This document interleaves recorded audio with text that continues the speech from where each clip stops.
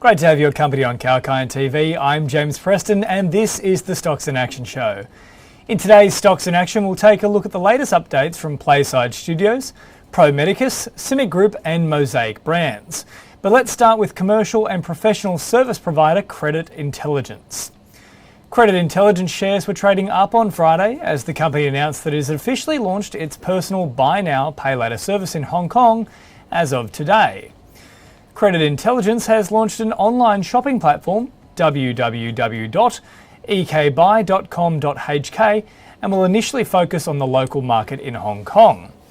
The platform will cover a wide range of consumer products, including home appliances, electronic products, wine, food and beverages and more, to capture the opportunity in changing consumer behaviour in the personal buy now, pay later sector since the outbreak of the COVID-19 pandemic.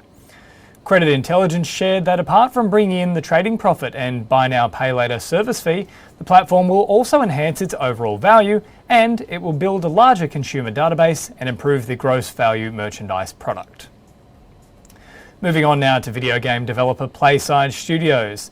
Australia's key publicly listed video games developer, PlaySide Studios, had its shares trading up on Friday after the company shared on October 1 that it has acquired the Dumb Ways to Die franchise from Metro Trains Melbourne. PlaySide will acquire all Dumb Ways to Die assets, including the copyright, trademarks, merchandise, domain names, social media accounts and software. Metro is responsible for operating the Melbourne Metropolitan Rail Network, which includes a train fleet of over 200 six-carriage trains running on a network consisting of 16 lines, more than 200 stations and over 800 kilometres of track. In 2012, Metro launched the Dumb Ways to Die campaign on YouTube to promote rail safety, which encompassed a series of interactive games, music and more, which has since resulted in over 420 million YouTube channel views and 7 billion game sessions. PlaySide will acquire the franchise for a cash consideration of 2.25 million Aussie dollars, which represents a 1.5 times of the value of Dumb Ways to Die's financial year revenue for 2021. The acquisition will be funded from PlaySide's existing cash reserves and will be immediately accretive to earnings and earnings per share. The platform has 11 mobile titles featuring 6 freemium games and 5 premium educational app titles, with over 390 million game downloads and over 7 billion game sessions played over the past 9 years. And it also enjoys trademarks across 19 different countries. Time now for a very short break on Kalkine TV. The Stocks in Action show will be back in just a moment with more trending updates.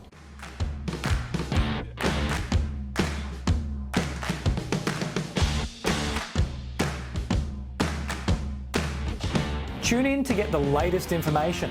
Whether it's about market movements or the currency graph, sectoral coverage or industry news.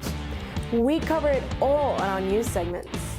Be on top of the latest news With Kalkine TV.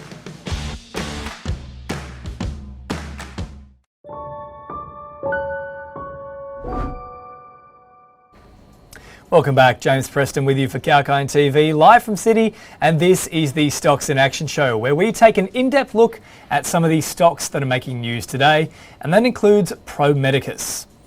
Shares of health informatics company Pro Medicus were trading down on Friday as the company signed a 40 million Aussie dollar deal with Novant Health through its 100% US subsidiary Visage Imaging. Pro Medicus has signed a 7-year contract for 40 million Aussie dollars with Novant Health, and the contract includes the Visage 7 workflow module being set up by Novant Health. Its subsidiary Visage will replace legacy imaging solution suite PACS. The contract includes the Visage 7 workflow module, which is being set up by Novant Health. Visage 7 will provide a unified diagnostic imaging platform on a transactional licensing model. Its implementation will be fully deployed on Microsoft Azure Cloud. The deal extends its rapidly increasing presence in the North American integrated delivery network market. It's based on a transactional-based license model, having a potential upside possibility. Planning for the rollout is set to begin imminently, and the initial go-live target is for the second half of the financial year. Let's move on now to multinational contractor company CIMIC Group. Shares of CIMIC Group were trading down on Friday as the company announced that it would acquire CIMIC Group's UGL, which has been awarded a contract to design, manufacture and supply new fuel-efficient diesel-electric locomotives for long-standing client Pacific National. The group, which is a provider of engineering and construction services, informed that the contract would generate revenue to UGL of approximately 297 million Aussie dollars over 7 years, and it solidifies UGL's position as Australia's only manufacturer of freight locomotives. The announcement revealed that the C44 Evolution locomotives will be the most technologically advanced, fuel-efficient and environmentally compatible diesel-electric locomotives in Australia, and will be designed and manufactured in Newcastle. UGL, which was an engineering company, was purchased by CIMIC in 2016, and the contract is effective from October 2021. And lastly, let's take a look at Mosaic Brands.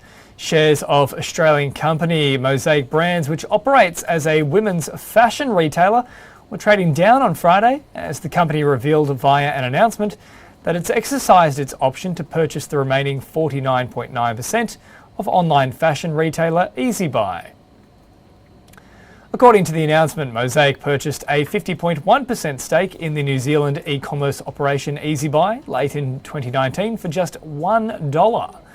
The company informed that its consistent efforts to grow the business have in fact paid off, having now delivered an EBITDA of 3.7 million Aussie dollars for the 21 fiscal year.